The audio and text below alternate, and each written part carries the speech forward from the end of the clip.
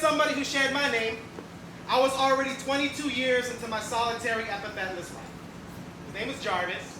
He was 5 years old, and to nobody's surprise, he's really freaked out. This grown-ass man was so excited to meet him. He wasn't ran up to me. I was like, why are you here to support him? This thought crosses my mind as the Pete's Coffee barista stares me down the barrel of her nose with all of the confidence of a white woman selling fair trade coffee from ethnic third world countries. Yeah. Slow drips a more palatable title from my cup. She says, your name is Travis, right? And by now, I've already lost count on the number of times somebody has taken my name into their mouth and spit out the bones of who they want me to be. I'm always dead in this scenario. There is no version of colonization where the mixed boy makes it out whole. When asked of my name's origin, my father tells me I'm named after a star NCAA running back. Most of my students go, wait, Iron Man, right? But it's my grandmother, a woman who's not felt the need to sacrifice her tongue for this flag. I think she's got it the closest.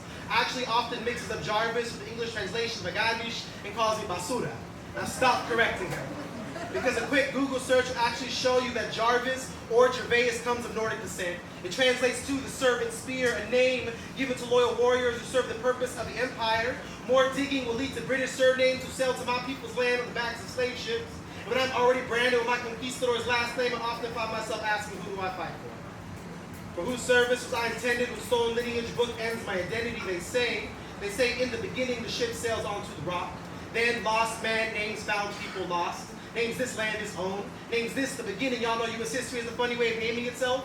Often calls oligarchy, democracy, labor, enslavement, post-racial 13th Amendment lineage. How many of my family learned to run or fight? But it's my grandfather, y'all. My grandfather, Elia, who we call Alexander, and his wife calls Alejandro. Tells me he still has vivid memories as a boy of U.S. naval planes flying overhead towards Pearl Harbor. Reminds me how this country turned a people marginal.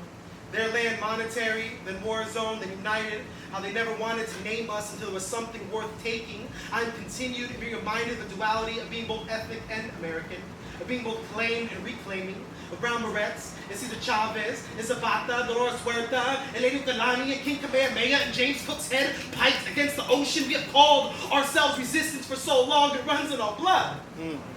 My name is mine, and I do not wish to give it back. Yeah. But I am learning to sharpen my edges and serve the people, to fight for what is inherently ours, to learn our names as what you can no longer take from us.